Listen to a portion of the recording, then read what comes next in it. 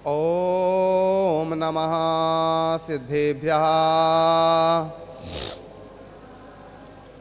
ओम नमः सिद्धेभ्यः। इंद्र सदवंदयाणं तिहुवण हृदय मधुर विशद वक्काणं अंतातीत गुणाणं नमो जिणाणं जिदय भवाणं नमो अरिहंताणं नमो सिद्धाणं नमो आयर्याणं नमो अध्यायाणं नमो लोये श्रव्यसाहोणम। बोले अनंत अनंत परम सिद्ध भगवान की, ऋषभादि 24 तीर्थंकर भगवान की, 1008 श्री चिंतामणि पार्श्वनाथ भगवान की, आचार्य गुरुदेव राघव जी महाराज की, अहिंसामयी विश्व धर्म की।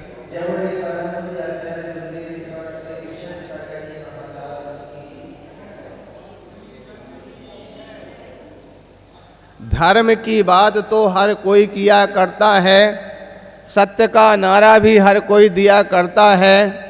उतारे कथनी को करनी बना के अपने जीवन में, ऐसा महावीर कोई कोई हुआ करता है। ऐसा महावीर कोई कोई हुआ करता है, कोई कोई हुआ करता है। प्यारे बंधो, कितनी सुंदर बात कही गई कि धर्म की बात तो हर कोई किया करता है। किसी से भी बात को हर व्यक्ति धर्म की बात करने के लिए तैयार हो जाता, और कभी कभी तो यहाँ तक कह देते हैं कि हम तो दुनिया की बातें नहीं जानते हैं, हम तो अपने मन में जो हमारे आता है हम तो उसी को धर्म मानते हैं और वही धर्म करते हैं। हम दुनिया के धर्म नहीं जानते, अपने मन के धर्म को जानते हैं। तो हम आपसे पूछना चाहते हैं, क्या किसी के मन का धर्म होता है क्या? अगर धर्म मन का होने लग जाए तो जितने मन है उतने धर्म हो जाएंगे। और वैसे भी संसार में आज देखा जा रहा, कितने जितने देखो उतने उतने संप्रदाय, उतने उतने धर्म बन गए। कहीं हिंदू, मुस्लिम, सिख, ईसाई और उनमें भी पता नहीं कितने कितने धर्म बन गए। ये धर्म है क्या? ध्यान रखना, ये धर्म नहीं। सबसे पहले धर्म के मर्म को जानना पड़ेगा, तभी आपको धर्म का ज्ञान हो पाएगा। जब तक धर्म के मर्म को ना जानेंगे तब तक हमारे लिए धर्म की प्राप्ति, धर्म का जानकारी भी नहीं हो पाएगी। धर्म को प्राप्त करना तो बहुत दूर की बात है। और धर्म का मर्म है क्या चीज़? जब धर्म के मर्म की बात करते हैं तो एकमात्र धर्म कोई ज़्यादा कठिन नहीं है। धर्म का मर्म जानना, धर्म के मर्म को पहचानना कोई ज़्यादा बड़ा कठिन काम नहीं है। ठीक है, धर्म का कहते हैं मर्म क्या है? किसी से अगर पूछें, जब पूछते हैं तो लोग अपनी अपनी जो जिस रास्ते पर चल रहे उसी को ही धर्म बता देते हैं। अगर किसी शिक्षक से पूछें भाई धर्म क्या है, तो कहेगा हमारा तो पढ़ाना धर्म है। और विद्यार्थी से पूछें भाई धर्म क्या है, वो कहेगा हमारा तो पढ़ना धर्म है। महिलाओं से पूछें तो कहेंगे हमें तो घर में जाके खाना बनाना खिलाना सबका ये धर्म है। और पुरुषों से कहेंगे तो कहेंगे पैसे कमा करके लाना, घर में भर देना हमारा। बोलो, इससे और ज़्यादा कोई धर्म होता है क्या? पंडित जी से पूछेंगे तो पंडित जी कहें हमारा तो पूजा कराना धर्म है।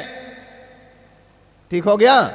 और किसी अगर सर्विस वाले से पूछें तो क्या हमारा तो नौकरी की ड्यूटी पूरी करना। ऐसे धर्म होते हैं क्या? और इससे आगे बढ़ते हैं तो किसी से पूछते हैं तो अपने कोई संप्रदाय और जाति पर बढ़ जाते हैं। कोई कहता मेरा हिंदू धर्म है, कोई कहता मुस्लिम धर्म है, कोई कहता सिख धर्म है, कोई कहता ईसाई धर्म है।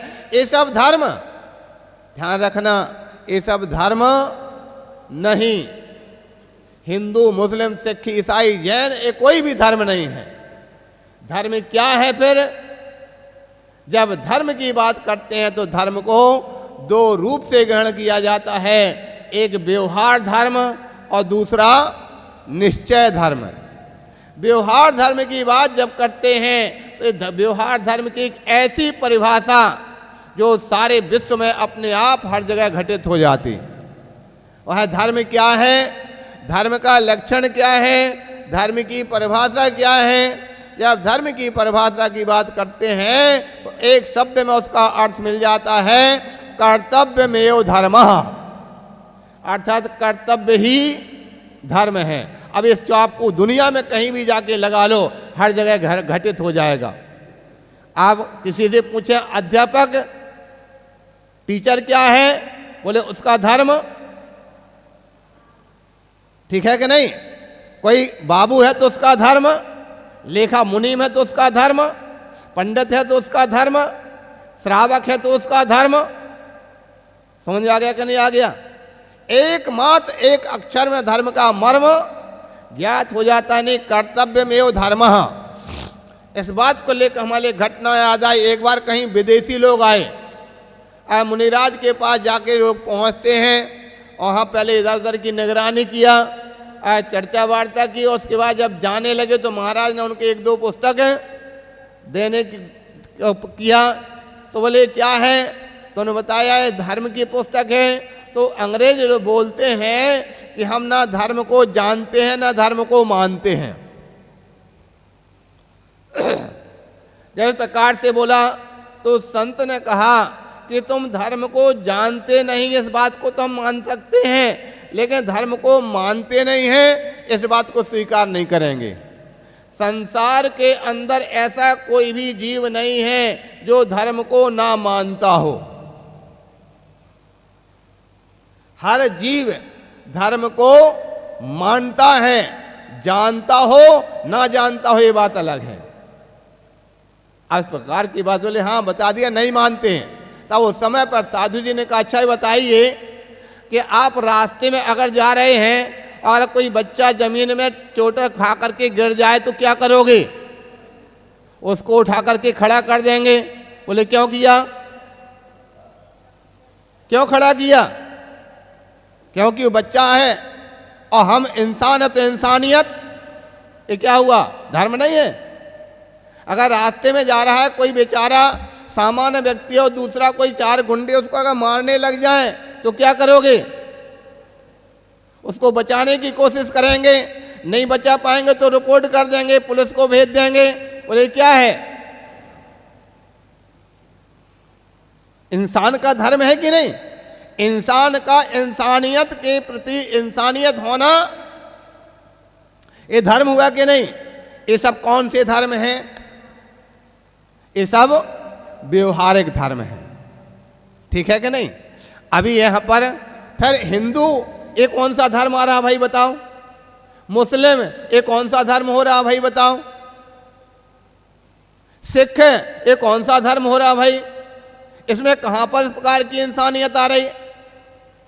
सबसे बड़ा धर्म तो पहले इंसान का इंसानियत धर्म है, जिसके अंदर में इंसानियत है वो धर्म इंसान धर्म है, किंतु जिसके अंदर में इंसानियत नहीं है वो धर्म कभी तीन काल में एक धर्म के नाम पर दूसरे धर्म को मार रहे हैं, काट रहे हैं, आतंकवाद फैला रहे हैं, क्या ये धर्म हो सकता।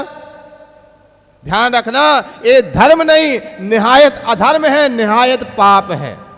ये संप्रदाय बांट बांट करके जो इंसान को बांट रहे हैं, जीवों को बांट रहे हैं और काट रहे हैं, महापाप को धर्म को काम कर रहे हैं। ये संप्रदाय कभी कोई धर्म नहीं सिखाता। इंसान का इंसानियत सबसे बड़ा धर्म हुआ करता है। इस बात को हमारी एक सत्य घटना याद आई। आपके ही उत्तर प्रदेश के अंदर ललितपुर जिले में जब एक बार हम लोगों का प्रवास चल रहा था, अवसर आया जेल में प्रवचन करने का। उस समय पर हमारे संघ के 3 संघ थे, हम थे, बिहार सागर जी महाराज थे, विनम्र सागर जी महाराज संघ थे। और जेल में प्रवचन करने के लिए जब गए तो सभी कैदी सुन रहे थे। वहाँ पर कैदी में मुख्य अतिथि का उपदेश सुनने के लिए जज थे, वहाँ उनको बुलाया गया था, मुख्य अतिथि बने थे। वो जज इत्तेफाक से मुसलमान थे। उपदेश चलता रहा और सुनते रहे। उसके बाद अंत में प्रवचन समाप्त होने के बाद मुख्य अतिथि का भाषण के लिए बोला गया। उन्होंने अपना भाषण दिया और भाषण देने के बाद अंत में बोलते हैं कि मेरे जैसे विरोधी धर्म वाले को महाराज ने शांति पूर्वक सुना, मैं महाराज के लिए धन्यवाद देता हूं। जैसे उन्होंने इस प्रकार से बोला तो हमारे लिए बात नहीं जमी। हमने संचालक को बुलाया और संचालक से कहा, बोलो जज साहब से कि आपने ये शब्द बोला ये बिल्कुल गलत है कि जो विरोधी धर्म अगर धर्म ही तो फिर सहयोगी क्या होगा।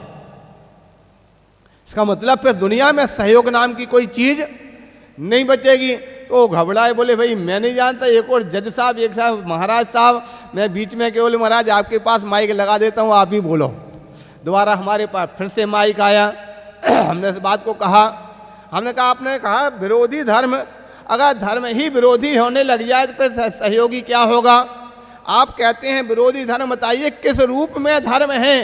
क्या अगर हम आपसे पूछना चाहते हैं क्या हिंदू का खून लाल और मुस्लिम का काला होता है क्या, फिर विरोधी किस रूप में हो गया। क्या इंसान का जो जन्म होता है वो पहले सिर से होता है, यानी कि वो हिंदू का और मुस्लिम का क्या पैरों से होता है क्या। क्या इंसान का मुस्लिम का हिंदू का जो जन्म होता है वो हिंदू का जन्म जो होता है तो किसी अन्य रूप में होता है, मुस्लिम का किसी अन्य रूप में होता है क्या। क्या अंतर है हिंदू मुस्लिम के जन्म में, फिर ये विरोधी कैसे हो गया। अगर विरोधी था तो किसी हिंदू को मुसलमान क्यों बना लिया जाता। अगर विरोधी अगर धर्म है तो विरोधी को आपने वास में क्यों मिलाया। क्या कभी दूध में पानी तो मिल सकता है, क्या दूध में कभी अकौआ का दूध मिल सकता, वो तो सफेद दिखता, उसको क्यों नहीं मिलाते हो, क्योंकि वो विरोधी है। समझ में आ रहा कि नहीं आ रहा। आंकड़े का दूध को कभी कभी दूध में मिलाया जा सकता नहीं है। अगर आंकड़े का दूध में अगर किसी प्रकार से दूध में जाएगा सारे दूध को सत्यानाश, अगर विरोधी था तो क्यों मिलाया। इसलिए ध्यान रखना, इंसान कभी एक दूसरे का विरोधी नहीं होता। ये इंसान को इंसान ने विरोधी कर दिया। दूध कभी दूध किसी दूसरे दूध में आप मिला दीजिए, दोनों आपस में एक दिन एक हो जाएगा। किंतु जब किसी दूध में कोई खराबी आ जावे, दूध अगर फट जावे फिर दूध को दूसरे दूध में मिलाएंगे तो उसको भी शायद हमको लगता मुस्लिम अपने आप में जो कहता हम विरोधी हैं वो अपने आप में वास्तविक इंसानियत से फट चुके हैं, वास्तविक इंसानियत से गिर चुके हैं। इंसानियत को उन्होंने सत्यानाश कर दिया है। इसलिए वो जहां भी जाते हैं वहां पर तोड़ने और फोड़ने और फाड़ने का काम। प्यारे बंधो, हमको इंसानियत को देखना है, इंसानियत को जागृत करना है। वास्तविक इंसानियत सबसे बड़ा धर्म होता है। अगर हम इंसानियत को, और शायद दुनिया के अंदर जहाँ भी देखा जाए, चाहे कहीं भी किसी स्थान पर अगर कोई भूखा आपके द्वार पर आ जाता है, मुसलमान झोली लेकर के और भीख मांगने के लिए आता तो आप दे के नहीं देते। और मुस्लिम के द्वार पर कोई हिंदू अगर अपनी झोली लेके पहुंच जाता है मांगने के लिए तो मुस्लिम भी हिंदू को देते कि नहीं देते। फिर कैसे उसको विरोधी मान लिया। प्यारे बंधो, अगर वास्तविकता में देखा जाए सबसे बड़ा धर्म क्या है, इंसानियत, ये व्यवहारिक धर्म है। अब रहे बात निश्चय धर्म की बात करते हैं तो निश्चय धर्म ये जीव का जो धर्म है, जीव का धर्म अपना स्वयं का ज्ञान और दर्शन है।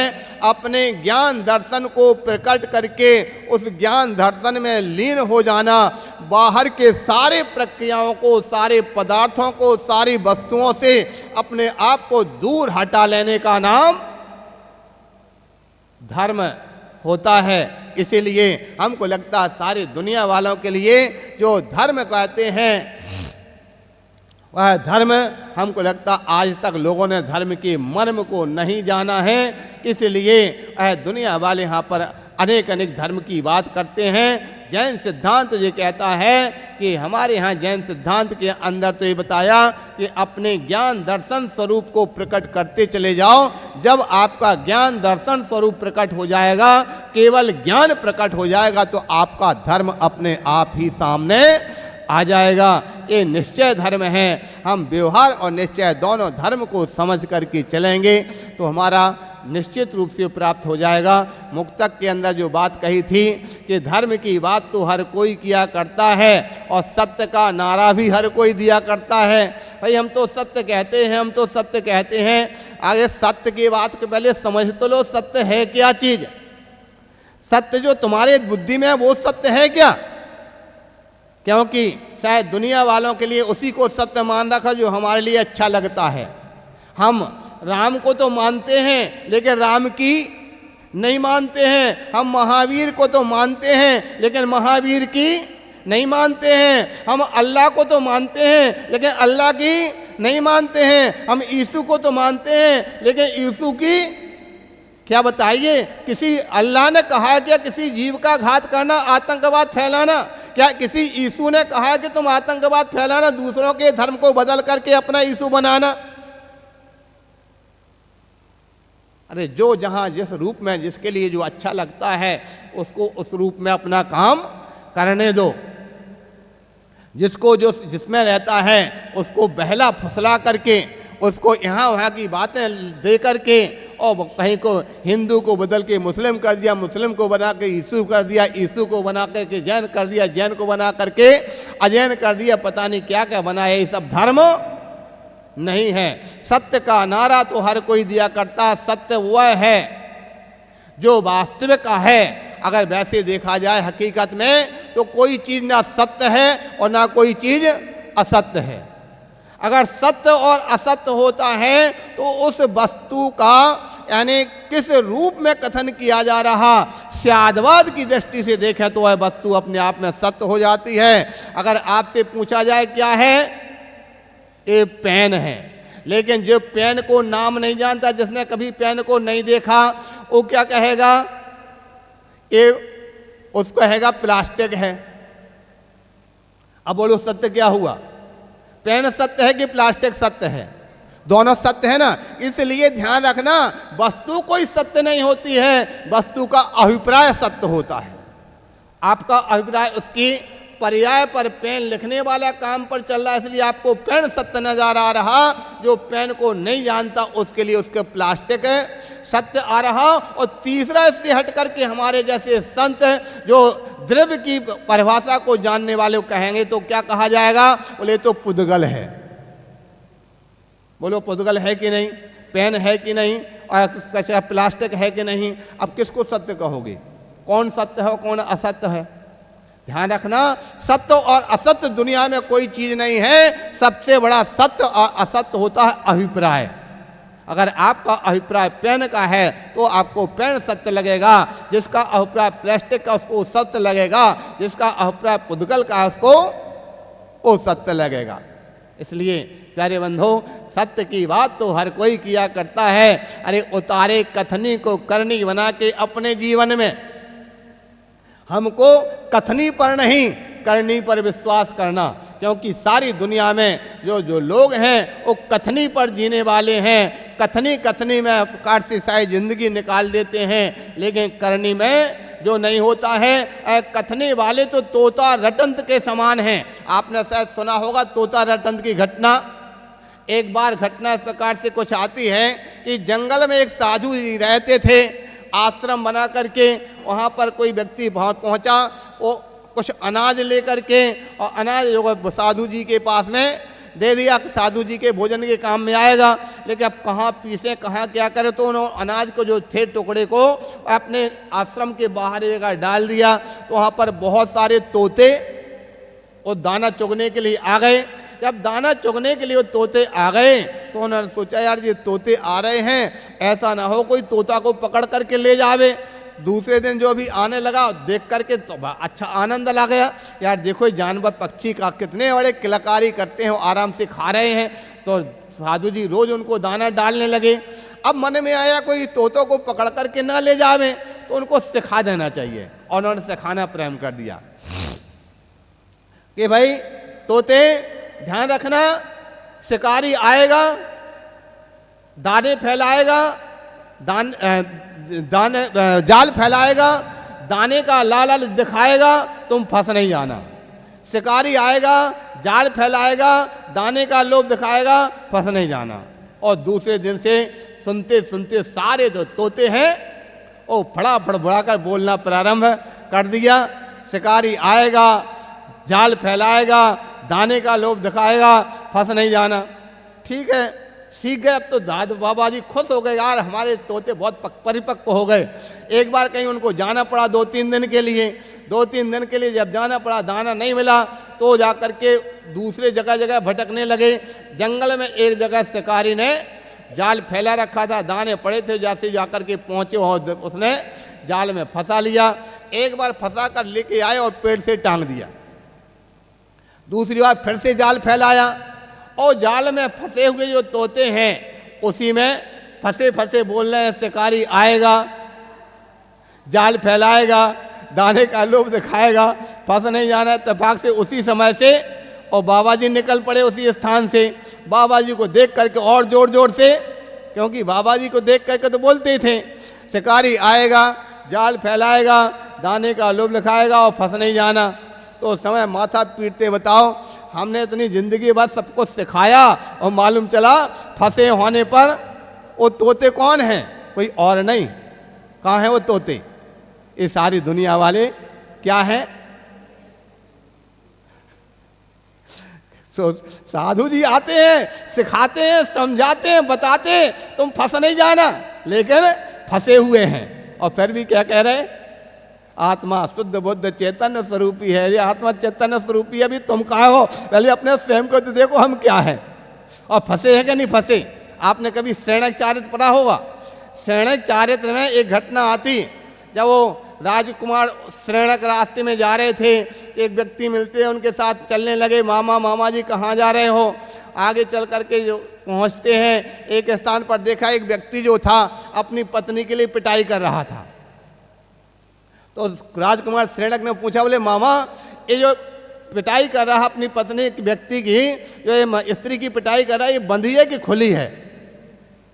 तो उस समय पर मामा जो थे पागल है क्या, सामने देखो खुली तो दिखाई दे रही, कहे तो बंधी के खुली है। उसने जाके अपनी घर पे जाके पहुंचा, बेटी के सामने एक व्यक्ति आया, तो उसने उसकी बेटी जो समझदार, उसने बोले हाँ पिताजी वो बहुत अच्छा योग्य समझदार व्यक्ति है। अरे बाहर में तो बंधी है लेकिन संस्कारों से आगे न समझ में। शायद हमको लगता बाहर में तो शायद दुनिया वाले अपने आप को खुले नजर आ रहे हैं, लेकिन अंतरंग में।